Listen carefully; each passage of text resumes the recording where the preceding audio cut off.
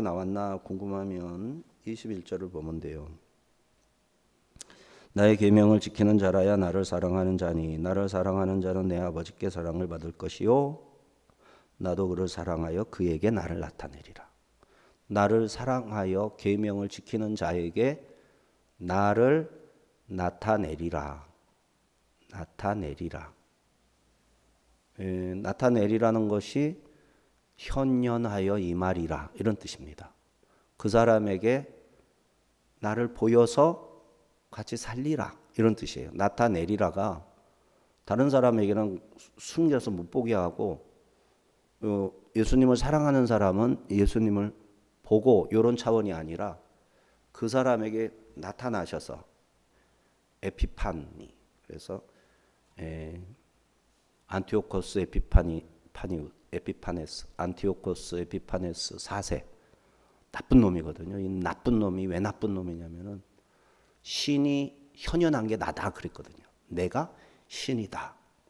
안티오코스 에피파네스 4세 이름이 그 뜻이 내가 나타난 신이다. 그러니까 나타내리라 똑같이 에피파니스거든요. 나에게 나타내리라. 내가 그에게 현현하리라. 그와 함께하리라. 임마누엘 하리라. 이런 뜻이 들어있는 말이에요. 왜 우리에게는 주님이 나타나셔서 함께하시고 세상에는 안 하십니까? 주님을 사랑하는 자는 예수님의 십자가를 보고 그 십자가에 뭐를 보는 거죠? 뱀을 보는 거잖아요. 불뱀. 불뱀을 노수로 만들었잖아요. 불뱀을 왜 봅니까? 불뱀이 물었잖아요. 뭘 물었습니까? 죄를 물었잖아요. 죄 지은 이스라엘을 물었잖아요. 죄를 처단한 게 노뱀이잖아요. 그러니까 예수님을 보는 사람은 자기 죄를 예수님께 넘겨서 죄를 처단한 거거든요. 그러면 칭의를 얻는 거예요. 의롭다 인정하시는 거예요. 하나님이. 대심판장이신 하나님이 너는 죄가 없다 이렇게 인쳐주시는 거예요. 도장을 찍어버리는 거예요. 그런 사람에게는 거룩한 영이니까 거룩한 사람에게 임할 수가 있는 거죠. 하나님이 임재하여 나타나실 수 있는 거죠. 세상은 죄 가운데 살아요. 죄를 짓고 악한 짓을 하고 그 죄를 처리하지 않고 부둥켜 안고 뒹굴며 살아가는 거예요. 거룩하신 성령님이 그 사람에게 어떻게 나타나요? 더러운 곳에. 똥통 얘기했지만 똥통에 들어가요 하나님이? 안 그러잖아요.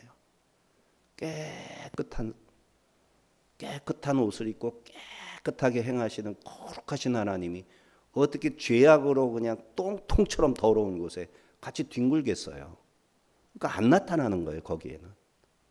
그러나 하나님을 사랑하고 하나님의 계명, 예수님의 계명을 지키는 자는 예수님을 봤기 때문에 내 죄를 사했구나.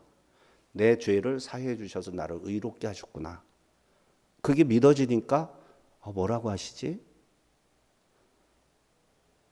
뭘 하면 기뻐하시지? 이게 궁금해진 거잖아요. 그래서 예수님을 사랑하고 그 계명을 지키는 거죠. 그러니까 예수님이 그에게 자기를 나타내시는 거죠. 예수님이 나타나셔야 돼요. 우리 삶에 나한테 예수님이 나타나셔야 돼요. 그러면 내가 말하는 거가 전하고 달라지는 거예요. 예수님처럼 생각하고 예수님처럼 말하게 되는 거예요. 희한한 거죠. 이게 변화된 거고 중생한 거예요. 당신은 몰라요. 내가 변화된 걸 나는 몰라. 근데 시간이 지나고 성경을 읽다 보면 내가 변화된 거구나. 내가 달라진 거구나. 전에는 안 좋은 일이 있으면 확 주저없이 뭐가 나옵니까? 막 뭐가 나오잖아요.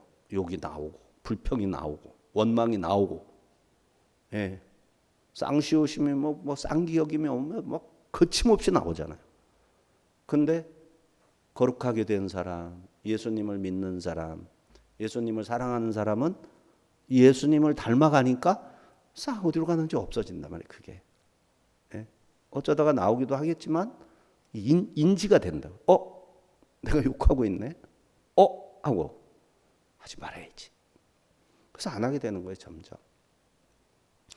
이게 하나님을 만난, 예수님을 사랑해서 예수님의 계명대로 말씀대로 살아가고자 하는 사람에게 나타나는 변화된 모습인 거죠. 자, 근데 이 다데오가 어째서 세상에는 안 나타내십니까?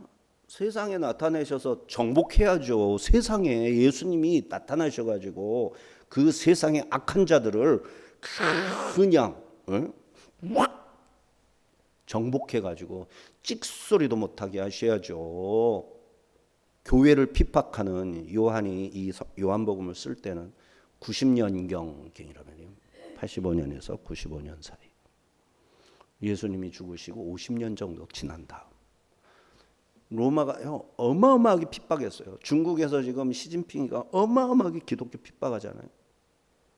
교회를 갖다 말 자를 때는 가만 내버려 둬요. 그래서 교회가 막 선교사들이 와서 막 교회를 막 여기저기 그러다가 말을 안 듣는다 싶으면 그냥 졸지에 다 없애버리고 다 죽여버리는 거예요. 얼마나 나쁩니까? 얼마나 악합니까? 중국. 예? 중국이 나쁜 게 아니에요. 공산당이 나쁜 거고 중국을 자기 것인 양 잡고 휘두르는 정권자들이 권세자들이 그를 조정하는 사탄이 마귀가 나쁜 거예요. 북한 사람이 다 나쁜가요? 탈북자들 얼마나 착하고 얼마나 헌신적이고 얼마나 효심이 지극하고 얼마나 많은데요. 근데 김정은이가요. 사단의 조종을 받고 사람 목숨을 파리 목숨처럼 다 죽여버리잖아요. 외삼촌도 죽여버리고 막 숙청해버리잖아요. 얼마나 악합니까? 인간의 탈을 쓴 사단의 종이죠. 이미 자기 양심도 팔아버렸고 자기의 모든 권리를 유지하기 위해서 마귀와 거래하고 협상하고. 이게 나쁜 거예요. 이 남한에는 그런 사람 없어요? 마귀하고 협상하고 타협한 자들 엄청 많아요. 거짓말하는 자들 어마어마하게 많아요. 왜곡 보도하는 사람들. 지금 전 세계 지금 어떻게 될지 몰라요. 주님 오실 날이 진짜 장담 못해요. 왜요? 이스라엘을 공격하려고 한단 말이에요. 지금 트럼프가 뭐 어쩌고 저쩌고 미국이 어쩌고 저쩌고 하지만 그거 뉴스 들어서 어떻게 그 사람들이 성경을 알고 하는 뉴스일까요? 아니에요. 지네들 학교에서 배운 정치학, 군사학 이런 거 받아가지고 거기에서 말하자면 저널리스트들이 써놓은 그런 평론을 읽고 대충 어림잡아서 말해보는 거라고요. 하나님만이 아시는 일을 자기들이 아는 것처럼 말하는 거예요. 우리는 성경을 보는 사람이에요. 성경만 보는 게 아니라 기도하면서 본단 말이에요. 주님 오실 때가 언제입니까? 억울한 사람들을 구해 주셔야 됩니다. 악한 자들의 횡포가 너무 많은 사람들을 죽게 하고 고통을 겪게 합니다. 전쟁을 그치도록 하십시오. 주님께서 개입해 주십시오. 기도를 하는 거예요. 그러니까 성령님이 가르쳐 주시는 거예요. 감동을 주셔서. 누가 거짓말하는지, 누가 악한 건지. 지금요, 양상이요. 트럼프가 정권을 유지하기 위해서 나이가 지금 그 사람이 몇 살인데 그 사람이 지금 80이는 언제 죽을지도 모르는 사람인데 그 사람이 자기 영달을 원해가지고 그 위험한 도박을 하겠어요? 윤석열이라는 사람이 무슨 그 욕심이 있어가지고 그런 짓을 하겠어요? 공부할 만큼 했고 배울 만큼 배웠고 노력한 거 대가를 맛볼 만큼 맛봤고 자기는 희생해도 좋다고 계엄령 선포해가지고 국민들을 깨워야 된다고 감옥에 가도 사형당해도 내가 하겠다고 죽음을 불사하고 그렇게 감옥 가 있는 거잖아요. 이재명이는 감옥 안 가려고 자기 돈 벌려고 자기 욕심 채우려고. 태국이란 나라가 어느 나라입니까? 뭐하러 갔을까? 태국이란 나라가 어떤 나라인데 대통령 왔다고 얼마나 서비스가 대단하겠어요. 기가 막힌 경험들을 하고 왔겠죠. 얼마나 악한 자입니까? 마귀와 손잡은 자, 사단과 손잡은 자, 거짓말을 내뱉는 자, 거짓의 아비, 사단의 종이잖아요. 이런 사람들이 얼마나 악한지 그걸 봐야 될 거 아니에요. 안 보이죠. 똑같대. 정치하는 사람은 똑같아. 예?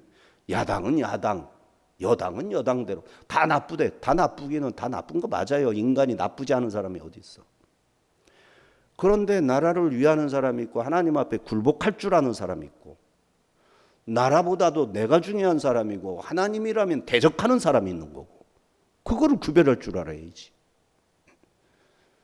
그런데 이스라엘을 멸망시키려는 것이 미국의 많은 사람들의 생각이고요.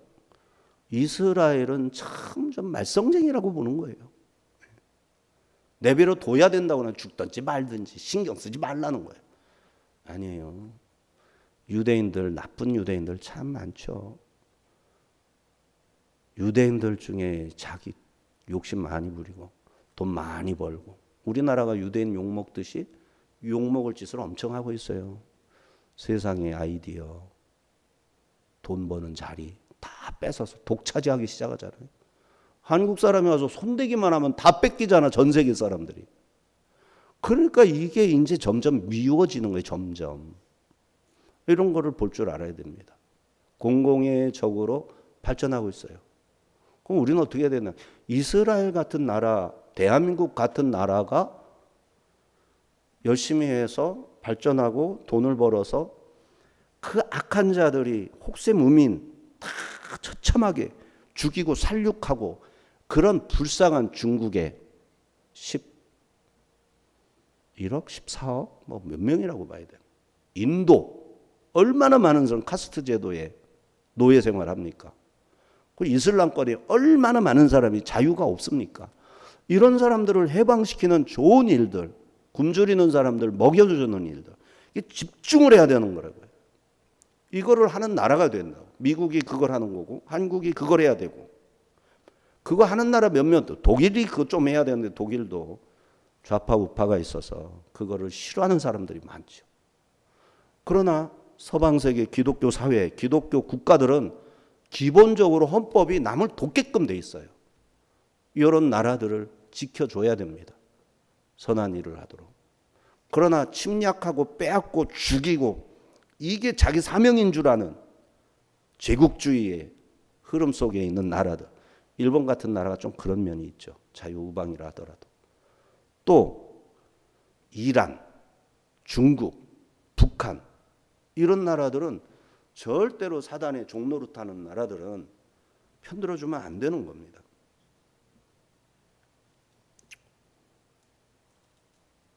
나타내다 아까 에피파네스 했는데 엠파니죠. 같은 어원이에요. 영적으로 찾아오셔서 성령으로 찾아오셔서 인격적이고 영적으로 연합하다 나타내시고 자 이렇게 가룟 유다 다데오는 레베우스라고도 불리우는데 아주 선교를 열심히 하다가 페르시아 이란이 페르시아입니다. 이란에서 순교했어요.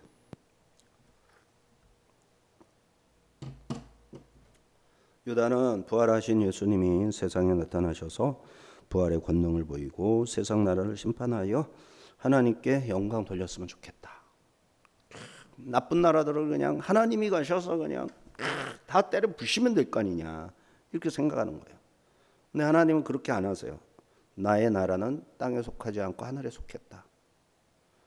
무력으로 힘으로 압제하고 하면 그게 얼마나 가겠어요. 이를 갈면서 하나님을 대적하고요. 적들이 더욱 하나님을 대적하게 되는 거예요. 그래서 그 중에 있는 자들이 거기에 선동되고 거기에 징집되어서 전쟁에 나서서 무참하게 살육당하고 죽을 거 아닙니까? 그러니까 하나님의 방법은 그런 방법이 아닌 거예요. 그렇게 마구잡이로 그냥 가서 죽이고 이러는 거 원치 않는 거예요. 트럼프는 지금 이스라엘에게 포격을 해가지고 핵무기를 쏘겠다고 위협하고 텔아비브에 민간인들이 막 폭탄 떨어져서 죽는 것을 보고 전투 참전해야 된다 해서 들어간 거잖아요. 그러니까 우리나라 좌파는 괜히 이란이 가만히 있는데 트럼프가 가서 공격했다라고 그러잖아요. 정말 나쁜 놈들이에요. 정말 나쁜 놈들이에요. 이스라엘이 무너지면 진짜 처참해집니다. 이 나라를 지키는 게 그나마 평화를 유지하는 힘이라고요. 샬롬이잖아요. 그래서 그거를 위해서 지금 굉장히 무리수지만 어쩔 수 없이 전쟁에 들어가는 거 아니에요. 웃기는 소리라고 그러겠지만 돈 때문에 그러고 뭐 미국 자국주의 우선이라는 둥 뭐 별소리를 다 하겠지만 속으면 안 됩니다. 고레스가 얼마나 나빠요. 그런 하나님이 고레스를 내 종이다, 나의 종이라. 느부갓네살이 얼마나 나쁩니까? 하나님이 글을 쓰셨잖아요. 예. 트럼프 뭘 바래요? 트럼프한테서 하나님이 쓰시면 쓰시나 보다 할 뿐이지. 자, 유다는 예수님의 부활은 나사로의 부활과 다른 부활이죠. 죽으셨다가 사람으로 다시 돌아오는 부활이 아니라 죽으셨다가 원래의 자리로 돌아가시는 거예요. 하나님의 아들의 자리로. 그러므로 하나님께서 현현하실 때 거룩한 자들에게만 나타나시고 그 앞에 불의한 자에게는 나타나지 않는 것입니다. 그래서 예수님을 사랑하는 자, 말씀을 지키는 자들에게 자신을 나타내시고 숨기지 않으신다. 자, 이 유다의 질문을 발판으로 삼아 15절 21절 계명을 지키는 자가 사랑하는 자라는 말씀, 그 사이에 있었던 말씀들, 너희를 위하여 거처를 예비하면 내가 다시 와서 너희를 내게로 영접하여 나 있는 곳에 너희도 있게 하겠다. 이 말씀에 연결해서 이제 거처에 대해서 23절 예수께서 대답하여 이르시되 사람이 나를 사랑하면 내 말을 지키리니 우리가 그에게 가서 거처를 그와 함께 하리라. 정말 은혜로운 말씀이죠.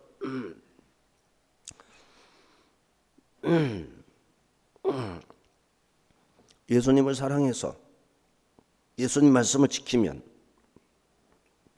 하나님 아버지가 예수님을 사랑하는 자를 사랑해 주는 거예요. 그리고 우리 삼일째 하나님이 예수님을 사랑해서 하나님께 사랑받는 자에게로 삼위일체 하나님이 가셔서 나타나시는 거죠. 그와 함께 하리라. 이렇게 보충하시는 거죠. 나를 사랑하는 자는 내 말을 지키리니 제자됨의 기본 조건이죠. 100% 기도응답 보장받게 하는 조건이죠. 하나님을 사랑해서 예수님을 사랑해서 예수님의 말을 지키는 자는 그들이 예수님의 이름으로 기도하면 무엇이든지 구하는 대로 다 이루리라. 들어주리라. 100% 기도 응답의 보장이 누구에게 조건이 있죠. 예수님을 사랑해서 예수님의 말씀을 지켜내는 자. 또 성령이 영원히 함께 하시는 조건이에요. 예수님을 사랑해서 예수님의 말씀을 지키려는 자는 성령이 영원토록 함께하는 조건입니다. 아버지께서 그를 사랑하시는 조건이고요. 23절에서 반복을 한 거예요. 우리가 가서 거처를 그와 함께하리라. 모네 거처인데 모네. 도마의 질문을 유발시켰던 거처의 말씀이죠. 아버지께서 거하시는 곳에서 성삼위 하나님과 같은 거처를 쓰게 되는 조건. 그 조건이 나를 사랑하여 내 말을 지키는, 예수님을 사랑해서 예수님이 하신 말씀을 그대로 지키는 것. 그것이 바로 이제 거처. 아버지께서 거하시는 그곳에 하나님과 함께하는 그곳을 거처로 삼아서 같이 살게 되는 거죠. 다시 말해 주님은 제자들에게 나를 사랑하면 내 말을 지키리니 하고 말씀하신 후 우리 곧 성삼위 하나님과 거처를 함께 할 것이다. 놀라운 말씀을 하셨습니다. 이 말은 제자들이 하나님 아버지와 한 지붕 아래 한솥밥을 먹는다. 이렇게 이해할 수 있어요. 예수님은 아버지 집에 거할 곳이 많고 거기에 가셔서 제자들을 위한 거처를 예비하고 거처가 다 준비되면 다시 와서 너희를 영접하겠다. 14장 1절 2절 말씀이죠. 24절은 예수님의 제자 되기를 거부하는 자들, 곧 그리스도인 되기를 거부하는 자들의 실제 현실을 공개하십니다. 24절, 나를 사랑하지 아니하는 자는 내 말을 지키지 아니하나니 너희가 듣는 말은 내 말이 아니요 나를 보내신 아버지의 말씀이니라. 예수님은 자의적으로 말씀하지 않고 하나님이 주신 말씀만 말씀하세요. 그런데 그 말을 안 들어. 못 들은 채 하는 거예요. 건성으로 들어. 그러면 하나님의 말씀을 건성으로 듣는 거예요. 예수님이 보내신 자, 선지자들, 목사들이 하나님의 말씀을 전할 때 건성으로 듣는 거예요. 그냥 판단 대상인 거죠. 점수 매기는 대상인 거죠. 잘하나 못하나 몇 점짜리일까? 내가 인정할 만한가? 이런 생각이나 하고 하나님의 말씀으로 인정을 하지 않는 거죠. 참 무서운 거죠. 자기도 모르게 그렇게 할 테니까요. 근데 그게 하나님한테 그러는 거예요. 하나님한테 건성인 거예요. 하나님의 말씀을 받아들이지 않는 거죠. 하나님의 말씀을. 예수님을 사랑하는 제자들과 달리 예수님을 사랑하지 않는 자는 예수님의 말씀을 지키지 않죠. 나를 사랑하면 내 말을 지키리라. 조건을 외면한 거예요. 이들이 예수님의 제자, 그리스도인 되기를 거부하는 까닭은 하나님을 피하려 하기 때문이에요. 하나님을 피해서 멀리 다니는 게 좋아요. 하나님은 너무 밝아요. 하나님은 재미없어 보여. 누가 그런 생각을 넣어주죠? 마귀가 넣어주는 생각이죠. 교회 가면 무슨 재밌어? 찬송하는 게 뭐가 재밌어? 임영웅 노래 듣는 게 재밌지. 교회 가서 뭐해? 시간 아깝지.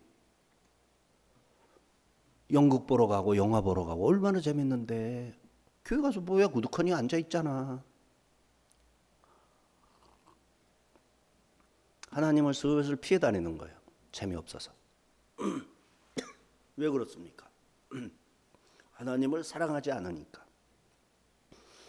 그런데 하나님을 사랑하면 하나님하고 관계된 게 재밌는 거예요. 남들은 재미없다고 그래도 나는 최고로 재밌는 거예요. 하나님이 그렇게 좋은 거예요. 이게 하나님을 사랑하는 자.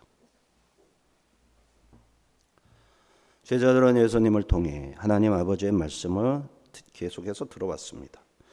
빌립과의 문답에서 빌립은 주여 우리에게 아버지를 보여주옵소서 그리하면 족하겠나이다 했었죠.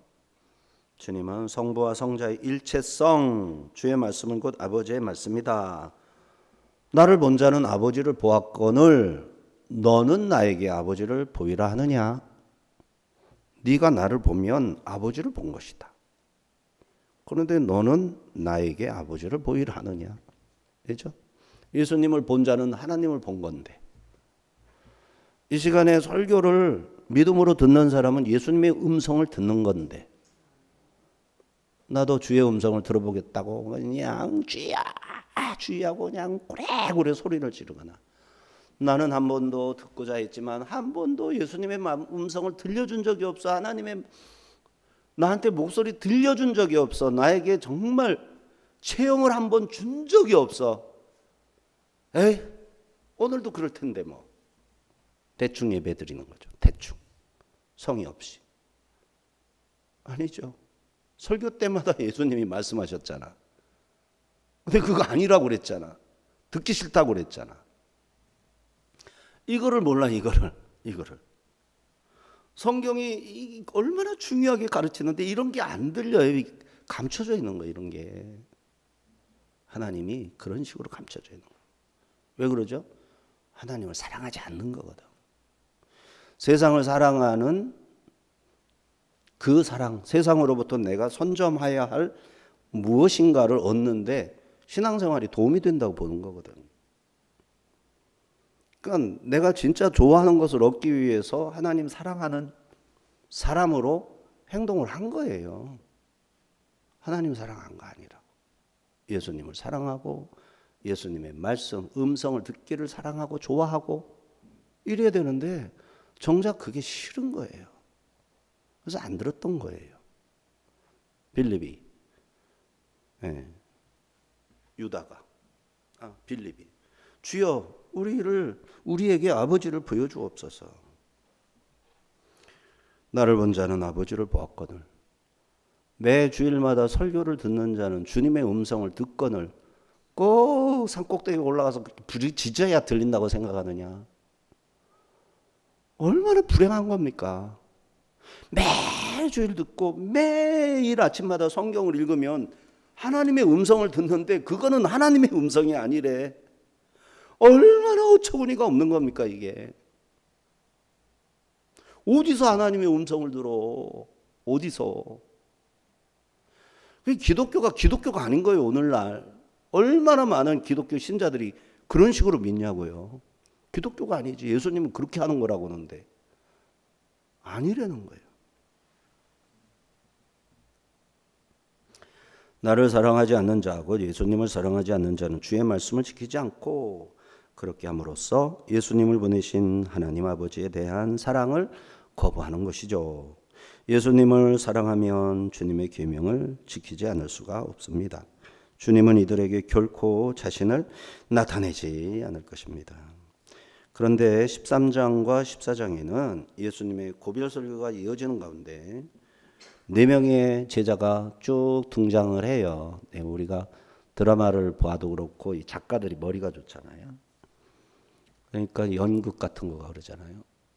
작가가 하고 싶은 말을 그 극 중에 이제 동원시킨 인물들을 통해서 작가의 사상을 다 말하는 거예요. 하인이 말할 때, 뭐 아버지가 말씀하실 때, 아버지 친구들이 와서 한마디 말할 때 상황을 얼추 만들어 놓고 그들의 대사에다가 작가의 사상을 넣어주는 거예요. 그런데 이제 관객들은 그게 실제로 있든 없든 듣는데 그것이 바로 작가가 들려주고자 하는 말인 거죠. 방송 작가, 드라마 작가, 연극 작가. 셰익스피어가 그게 뛰어났던 거 아니에요? 비극, 희극. 얼마나 많은. 예. 그래서 그 문필력, 그죠? 글 쓰는 재간, 그 글에 담긴 내용, 사상을 전달하는 능력이 그렇게 뛰어나서 영국이 뭐하고 바꾸자고 해도 셰익스피어하고는 안 바꾼다. 뭐 이런 말을 했죠. 베드로는 주님 어디로 가시나이까? 라며 목적지를 물었고, 내가 간다 그러니까, 내가 간다. 십자가의 길을 간다 그러니까 베드로가 등장해서 어디로 가십니까? 도마도 우리가 어느 길로 따라갑니까? 방법을 물었고, 빌립은 아버지를 보여주십시오. 아버지께로 간다고 그랬는데 아버지를 보여줘야 우리가 글로 갈 것 아닙니까? 다데오는 왜 자기를 우리에게만 나타내시고 세상에는 나타내지 않습니까? 아버지께 가는 우리에게만 나타내실 게 아니라 세상에도 나타내셔서 세상 사람들이 우리의 걸음을 방해하지 못하도록 그냥 군사적으로 그냥 무력으로 정복해가지고 찍소리도 못하게 만들어주시지. 왜 우리에게는 나타내시고 저 악한 자들에게는 나타내지 않으십니까? 이게 다 오해에서 나온 거거든요. 오해에서. 이 오해 문제, 성도들이 신앙생활하는 성경을 읽는 성도들이 오해하고 있는 문제를 해결해 주기 위해서 베드로가 등단했고 빌립이 다데오가 등단했고 도마가 등단했고 해서 그 대사를 통해 가지고 오해를 바로잡아 주는 거죠.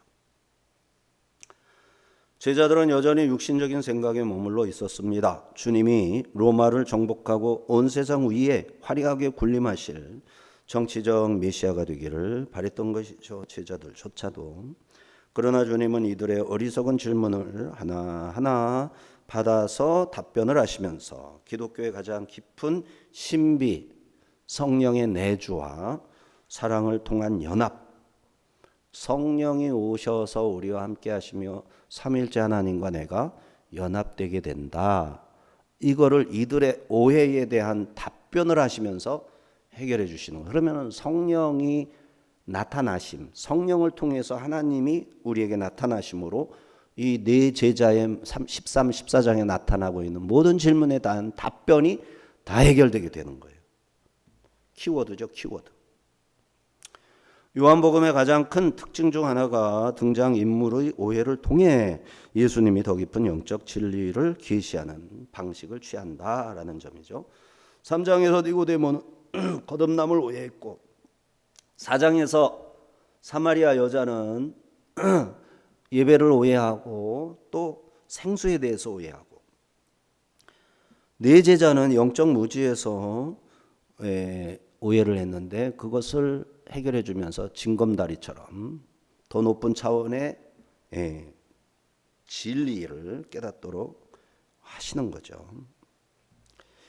25절 26절입니다. 내가 아직 너희와 함께 있어서 이 말을 너희에게 하였거니와 보혜사 곧 아버지께서 내 이름으로 보내실 성령 그가 너희에게 모든 것을 가르치고 내가 너희에게 말한 모든 것을 생각나게 하리라. 예수님이 제자들과 함께 있을 동안에는 직접 가르치겠다. 그러나 내가 떠나가면 내가 가고 없을 때는 내가 너희에게 조금 있으면, 그죠? 조금 있으면 너희에게 보낸다. 오신다. 나는 가고 성령은 내가 가서 보냄으로 너희에게 온다. 그죠? 그래서 보내실 성령이 너희에게 오셔서 모든 것을 가르치고 모든 것을 생각나게 할 것이다. 임의로 오신 게 아니라 성부 하나님께서 성자 예수님의 이름으로 보내십니다. 예수님의 이름으로 오신 성령은 예수님의 사역을 계승해서 계속하시고 예수님의 말씀대로 진리 안에서 일하십니다. 성령님은 성도의 곁에 계실 뿐만 아니라 성도 속으로 쑥 들어가셔서 내주 내재하시면서 성령의 전을 삼으시고 그 안에 항상 거주하시는 거예요. 그래서 성도들이 하나님의 영이 거하시는 성전이 되는 겁니다. 이 몸뚱아리가 하나님의 영이 거하시는 성전이 되는 겁니다. 그렇게 오셔서 모든 것을 가르치십니다. 그래서 진리의 영이시고 진리의 영으로서 성도의 지성과 영성을 일깨우십니다. 성경을 읽거나 설교를 들을 때 그것이 나를 향한 하나님의 음성으로 뢰마로 들리게 하시고 세상의 가치관, 하나님의 뜻이 세상에서 들은 교훈과 하나님의 말씀이 늘 충돌하는 거예요. 이걸 이해를 못하는 사람은 성경을 안 읽는 사람이에요. 근데 성경을 읽으면서 유심히 깊이 있게 그 속으로 들어간 사람은 하나님의 입장은 이런 거구나. 하나님은 이런 생각을 하시는구나. 아니까 세상에 통념하고 계속 상충되는 거예요. 그래서 세상 통념을 따라가는 사람은 성령과 교통하는 사람하고 대화가 안 되는 거지. 뭐 저래? 이건 이건데 왜 저렇게 말해? 계속 반발하는 거예요. 반항이 생겨요. 싫은 거예요. 왜? 성경을 안 읽어서 그래요. 성령의 음성을 내가 듣지를 못하기 때문에 그래요. 내 생각이 현명하다. 내 생각이 옳다. 그게 마치 하나님이 주신 생각이거나 하나님의 뜻과 거의 이렇게 동급으로 내 생각이 성숙했기를 기대하는 거죠. 교만이죠, 교만. 이런 게 얼마나 성도들 다 그거 거쳐야 됩니다. 그걸 거치면서 어느 순간에 그걸 깨버리는 거죠. 내가 피조물이고 무지하고 어리석은데 내가 마치 하나님의 생각하고 내 생각이 같이 이렇게 같은 레벨에서 올라가서 마주할 수 있는 것으로 생각을 했구나. 아이고 주여 끔찍합니다. 아이고 주여 이렇게 제가 교만했습니다. 자빠져서 뒹굴면서 포복절도하면서 완전히 깨지는 순간이 오는 거죠. 그걸 경험해야 내 것을 버리고 내 생각을 버리고 세상 생각을 버리고 내 눈으로 보고 종합해서 귀납법적으로 체득해서 집어넣었던 신념들 이거를 세상에 내놓으면 세상도 내 말에 부인을 못할 거야 했던 수없이 많은 명제들 명언이죠. 명언 이런 것들을 내가 간직하고 거기에 대한 자부심으로 그냥 너무너무 업이 되어 있었는데 어느 순간 그게 싹 다 부정되는 거죠. 성령과 대화를 시작하면서 이야, 이것도 모르고 내가 그렇게 까불었구나. 그래서 성령에게 굴복하는 거예요. 이거를 우리가 어떻게 경험하게 되나? 성경을 읽을 때. 성경을 읽고 나를 맡기면 내 안에서 가르치시고 생각나게 하시고 깨닫게 하시고, 그래서 성령님이 가르치시는 것이 월등함을 자꾸 경험하는 거예요. 내 생각을 고집하기보다 성령께 나를 맡겨서 성령이 주시는 생각을 따라가자. 그리고 그것이 성령의 생각인지는 성경을 통해서 늘 대조해서 확신을 갖자. 성경이 그렇게 성령님이 인도하시는 거예요. 우리의 삶을, 우리의 내면의 생각들을 인도해 가시는 거예요. 그래서 이 기록된 말씀을 얼마나 철저히 신뢰하느냐가 믿음의 분량이고 하나님과 친분 관계를 유지하는 깊이에 해당하는 거예요. 겉으로 드러나는 그냥 잘나고 못난 거는 다 은사에 해당하는, 은사. 하나님이 쓰시는 방법에 해당하는. 아무리 좋은 은사를 받아도 하나님의 뜻대로 사용하지 않으면 멸망의 심판의 대상이 될 뿐이에요. 근데 그런 것이 없어도 내 주제에 맞게 내가 겸손히 주를 섬기면 하나님이 높이 평가하시는 거예요. 이 비밀을 알면 내가 억지로 뭐 할 것이 없어요. 내가 뭐 그렇게 무리하면서 하냐고. 네?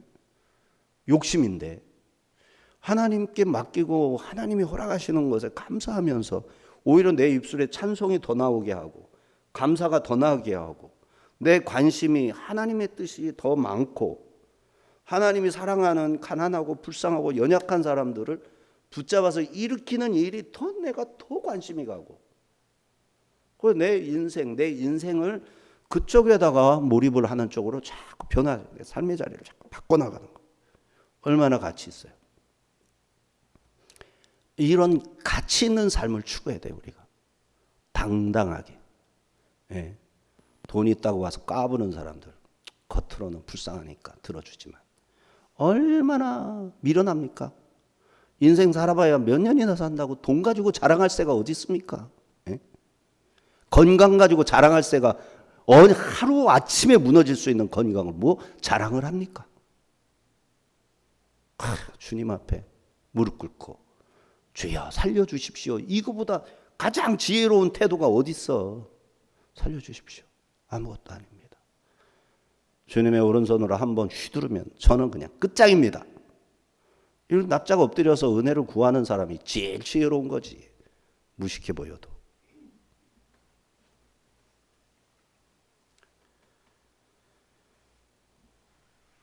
세상의 가치관과 하나님의 뜻이 충돌하면 성도는 무엇이 참된 진리인지 분별하게 되는 거죠. 진리 가운데로 인도하는 영적 스승은 성령이십니다. 또 성령님은 예수께서 말씀하신 모든 것을 생각나게 하십니다.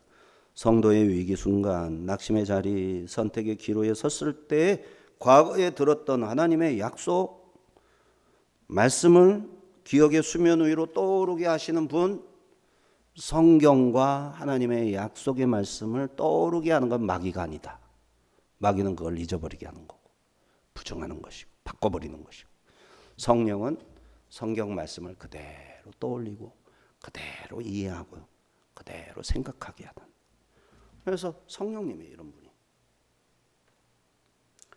지금 이 상황에서 가장 적합한 주님의 음성을 이렇게 떠올려서 성경 속에 기록된 말씀에서 찾아낼 수 있도록, 실족하지 않고 믿음의 길을 걸을 수 있도록 성령이 도와주십니다. 복음을 전하거나 고난 속에서 신앙을 고백해야 할 때 마땅히 할 말도 입술에 담아주시는 거예요. 관원에게 잡혔을 때 무슨 말로 변명할까 걱정하지 말아라. 네 입에 내가 말을 넣어주겠다. 바울이 그대로 전도 생활했죠.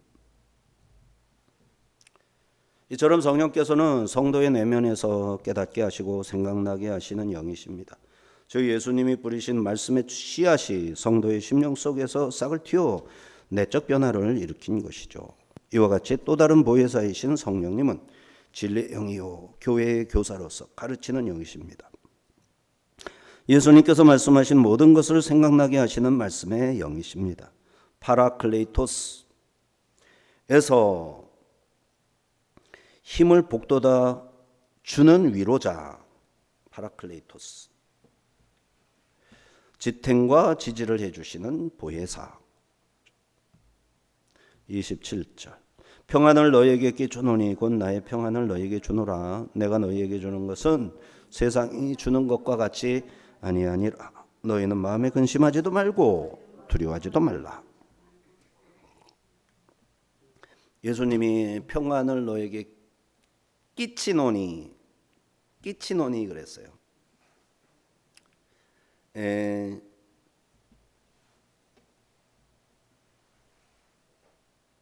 아피에무이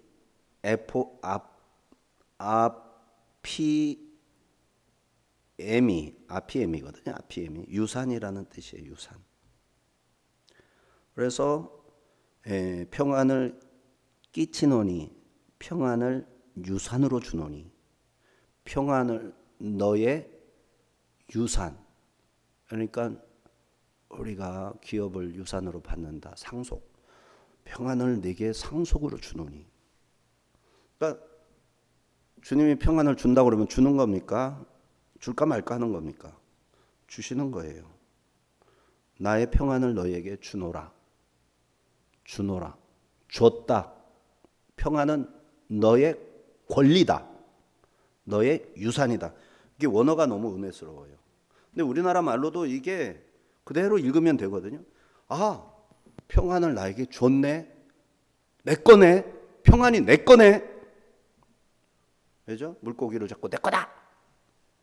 아니라 주님이 평안을 딱 줘. 오, 평안이 내 거다. 샬롬이 내 거다. 그럼 뭐는 내 거 아니에요? 불안, 근심, 두려움. 내 거 아니다. 누구 거지? 너나 가져라. 평안 내 거다. 너희는 마음에 근심하지도 말고 두려워하지도 말아라. 이렇게 불어 넣어 주신 거예요. 끼치노니가 유산으로 줬다. 불어 넣어 줬다.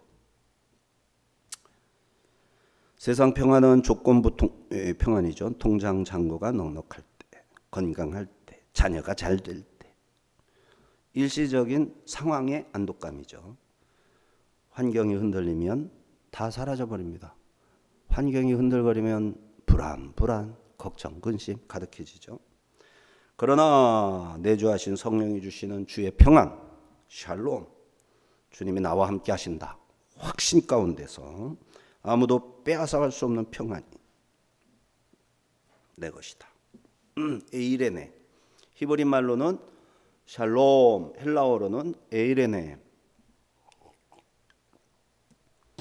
샬롬 인사말이죠. 평안은 이렇게 유산입니다. 28절 29절. 내가 갔다가 너희에게로 온다는 말을 너희에게 들었나니 나를 사랑하였더라면 내가 아버지께로 감을 기뻐하였으리라. 아버지는 나보다 크심이라. 이제 일이 일어나기 전에 너희에게 말한 것은 일이 일어날 때 너희로 믿게 하려 함이라. 여기 말씀이 굉장히 깊은 말씀이거든요. 이 말씀을 우리가 이 말씀을 삶에서 적용하기 위해서 깊이 묵상하면 엄청난 능력을 하나님의 은혜로 주실 것 같아요. 내가 갔다가 너희에게로 온다 하는 말을 너희가 들었지?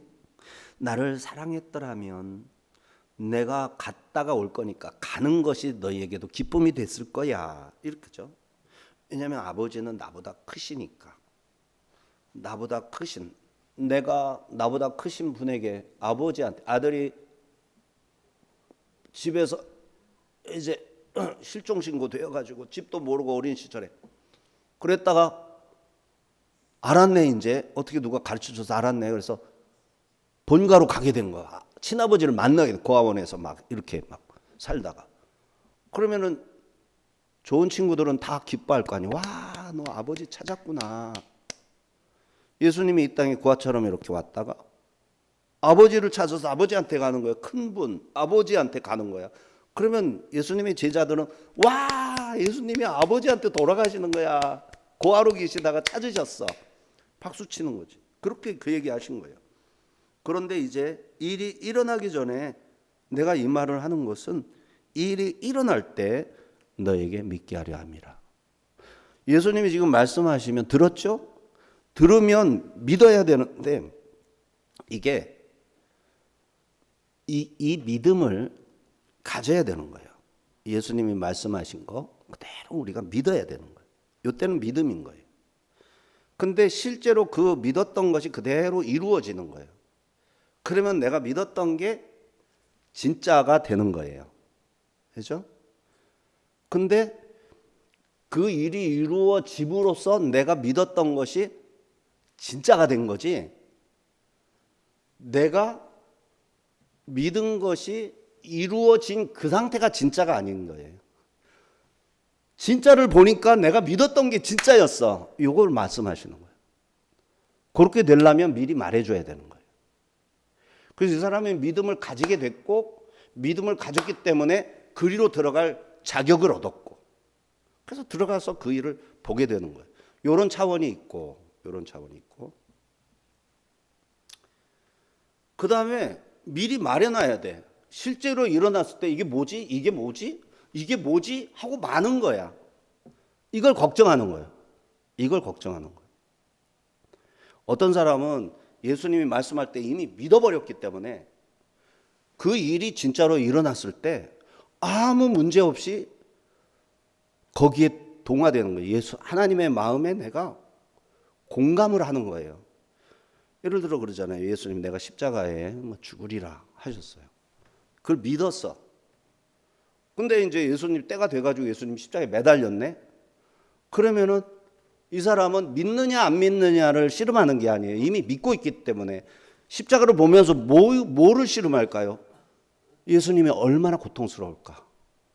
내 죄가 얼마나 끔찍하길래 저렇게 고통스러운 죽음을 친히 담당하실까? 이 차원에서 얘기할 수가 있는 거예요. 그런데 믿지 못하는 자는 예수님이 십자가에 못 박히셨는데 뭐지? 왜 저래? 바보 아니야? 왜 죽어? 아이고 뭐 하나님의 아들이라더니 능력자라더니 능력도 없네? 뭐야 여기까지 사기친 거야? 이렇게 되는 거죠. 제자들의 수준을 예수님이 뭘로 보냐면은 지금 말씀에서 믿기 때문에 내가 십자가에 못 박혔을 때 그 못 박힌 상황에서의 예수님의 마음을 공감하고 예수님이 그렇게까지밖에 할 수 없는 현실을 드디어 깨닫고 내 죄를 고백하면서 통해 자복하는 이런 성숙한 믿음을 못 보는 거예요. 제자들한테. 오히려 예수님이 지금 걱정하는 건 뭐냐면은 제자들이 십자가에 못 박히신 예수님 보고 뭐야 우리 선생님이 죽으셨어? 아이고 고향으로 돌아가자, 집으로 가자, 물고기 잡으러 가자고 뿔뿔이 흩어질 것이 걱정되는 거예요. 그래서 내가 십자가에 못 박혀 죽을 거야 라고 미리 말을 해주고 미리 말한 대로 이루어지는 것을 보면서 아 그때 말씀하신 것이 진짜였네. 예수님을 믿어야지. 요 정도 차원인 거예요. 요거보다도 못한 차원도 물론 있어요.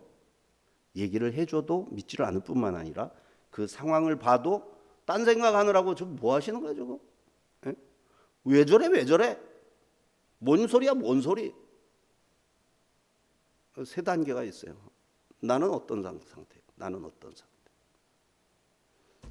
그래서 하나님을 믿는다라는 것이 간단한 문제 아닙니다. 더 깊은 차원으로 들어가야 됩니다. 내가 조금 뭐 하면서 믿는 것으로 생각할 게 아니라 더 깊이, 더 높이, 끊임없이 그렇게 애쓰고 노력할 부분이 믿는다라는 거죠.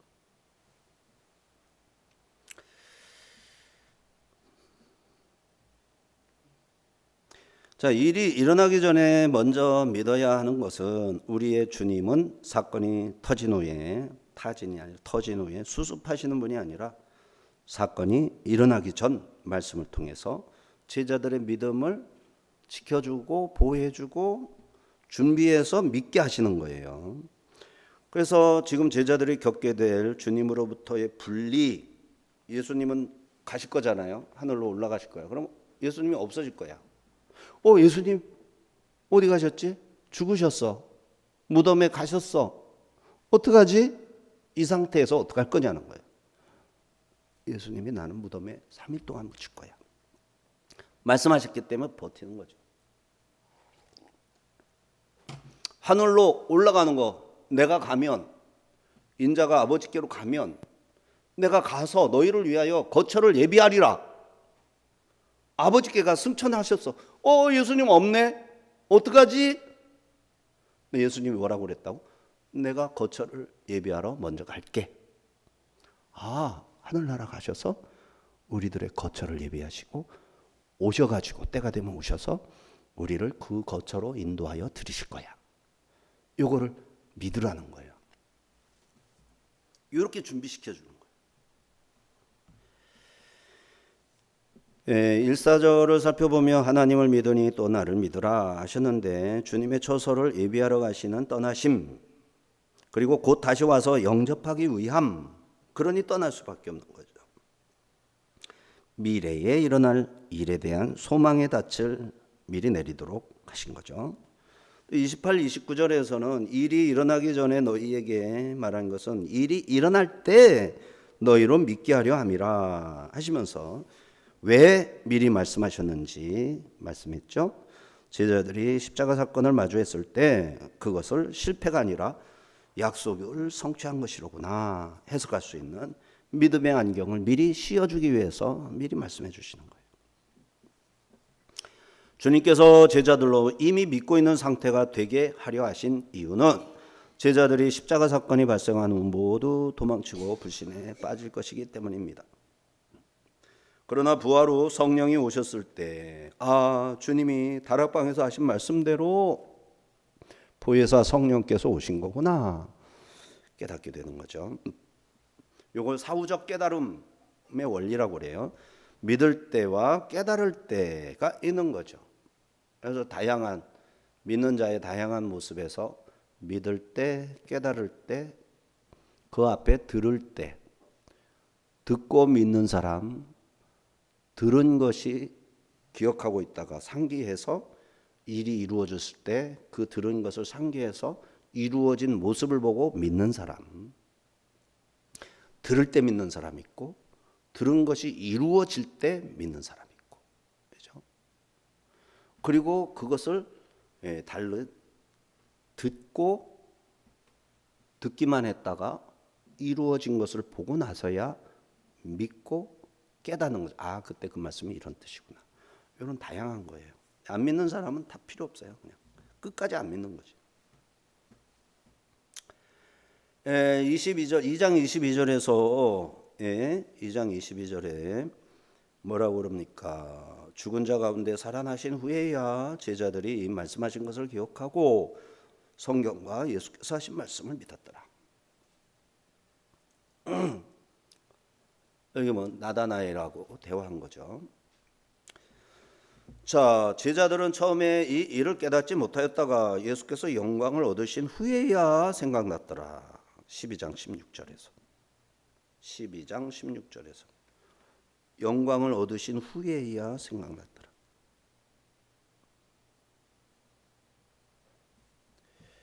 또 성령의 오심을 예고하심으로 제자들이 성령을 받았을 때 주님이 약속하신 대로 우리 안에 거처를 정하러 오셨구나. 즉각적으로 성령을 신뢰하고 의지할 수 있었죠. 이와 같이 주님은 제자들이 나중에 성령을 통해 그 사건을 재해석할 수 하고 그것이 주님의 계획 안에 있었다 알게 되고 믿음의 확신 가운데 거하도록 하려고 미리 말씀하신 거예요. 그래서 1절에서 믿어라 그랬죠. 믿어라. 피스투에테. 현재 능동태 명령. 계속해서 신뢰해라. 현재 능동태. 계속해서 신뢰해라. 계속해서 믿어라. 믿기를 계속하라. 29절에 믿게 하려 함이라. 과거 가정법. 십자가와 부활 사건과 같은 어떤 특정한 결정적인 사건을 기점으로 확고부동한 믿음의 단계에 진입하는 것을 목표로 믿게 하려 함이라. 그래서 피스튜세테, 피스튜세테, 믿게 하려 함이라. 믿어라, 계속해서 믿어라. 피스투에테, 세테, 에테가 다르죠. 이처럼 우리 인생에 폭풍이 몰려오기 전 주님께서 우리에게 미리 말씀을 주시는 이유는 그 폭풍이 불어닥칠 때 우리가 그 말씀을 기억하며 흔들리지 않는 믿음의 자리에 서 있도록 하시려고. 그래서 고난은 우리를 무너뜨리는 사건이 아니라 주님의 말씀이 참됨을 확증하는 기회임을 잊지 말아야 되겠습니다. 30절 31절 이후에는 내가 너희와 말을 많이 하지 아니하리니 이 세상에 임금이 오겠습니다. 그러나 그는 내게 관계할 것이 없으니 오직 내가 아버지를 사랑하는 것과 아버지께서 명하신 대로 행하는 것을 세상이 알게 하려 함이로라. 일어나라 여기를 떠나자 하시니라. 세상 임금에게 자신을 내주겠다 했어요. 사탄을 말하는 겁니다. 내게 관계할 게 없다. 사탄이 예수님과 관계할 게 없다. 사탄은 죄 짓는 현장에서 왕노릇하는 거예요. 사망 권세를 일부 허용을 받았잖아요. 그래서 죄를 지은 곳에서 막 죄인들에게 겁주고 위협하는 거예요. 죄 짓지 말라고 사탄에게 그 짓을 하도록 허용을 한 거예요. 그런데 예수님은 죄 지은 것이 없으니 사탄이 못하죠. 우리 안에 죄와 탐욕을 빌미로 우리를 흔드는 겁니다. 그러나 우리 안에 계신 그리스도의 의를 의지할 때 세상의 권세를 휘두르는 사탄은 예수님과 관계할 것이 없었던 것처럼 우리하고도 예수님의 의를 인침받은 우리도 사탄이 우리와 관계 맺을 수 없어요. 십자가의 피, 예수님의 인치심, 이거를 우리가 고백하고 계속해서 믿고 고백하고 선언하고 증거하여 전파하고 이러면 사탄이 감히 건들지를 못하는 거예요. 그런데 슬그머니 사단과 타협하고 죄를 짓게 되면 그 종노릇을 하게 되는 거예요. 주님은 일어나 여기를 떠나자 하셨습니다. 겟세마네로 들어가셨어요. 마지막 순간까지 기도하시며 자기의 길, 실제 고난의 현장으로 이동하셨습니다.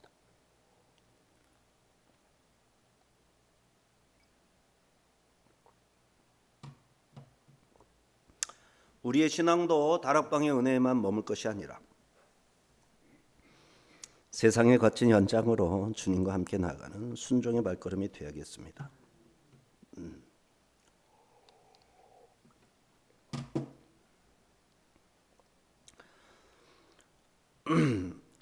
일어나 여기를 떠나자 하신 말씀은 단순히 자리를 옮기자가 아니라 배신과 고초와 죽음이 기다리는 겟세마네 골고다로 당당히 들어가겠다 결단을 선포한 거죠. 세상 임금 사탄은 주님을 죽음으로 몰아넣으면 승리할 줄 알았습니다. 그러나 주님은 그는 내게 관계할 것이 없다 말씀하셨어요. 주님은 사탄의 권세에 밀려 억지로 죽으러 가시는 게 아닙니다. 오직 아버지를 사랑하기에 우리를 사랑하시기에 그 명하신 대로 행하려고 자발적으로 나가신 거죠. 오늘 우리에게도 일어나 여기를 떠나자 말씀하십니다. 우리 신앙은 교회 안에 안락한 장의자 별로 안 안락하죠. 요새 세상 의자들이 너무너무 안락하고 교회 의자가 그렇게 안락하지는 않죠. 어쨌든 교회 안에 머물러 있으면 안 돼요. 주님이 주신 성령의 가르침과 세상에 줄 수 없는 평안을 가슴에 품고 거친 세상의 현장으로 나가서 우리의 평안을 내 소유권, 평안에 대한 소유권을 행세하러, 그죠? 세상이 파도치고 막 엄청나게 요동치는 곳에서 하나님을 믿는 사람이 얼마나 당당하고 굳셀 수 있는지를 보여주러 평안을 끼치노니 기업으로 유업으로 받은 내 평안을 세상에게 보여주어서 저 사람은 어찌하여 샬롬한가 궁금해할 수 있도록 당당하게 걸어나가야 됩니다. 나를 묶고 있는 두려움의 쇠사슬을 풀어내야 합니다. 주님의 손을 잡고 세상 속으로 한 걸음 내디딜 때 부활이요 생명이신 주님은 우리와 영원히 거절을 함께하며 승리를 주실 것입니다.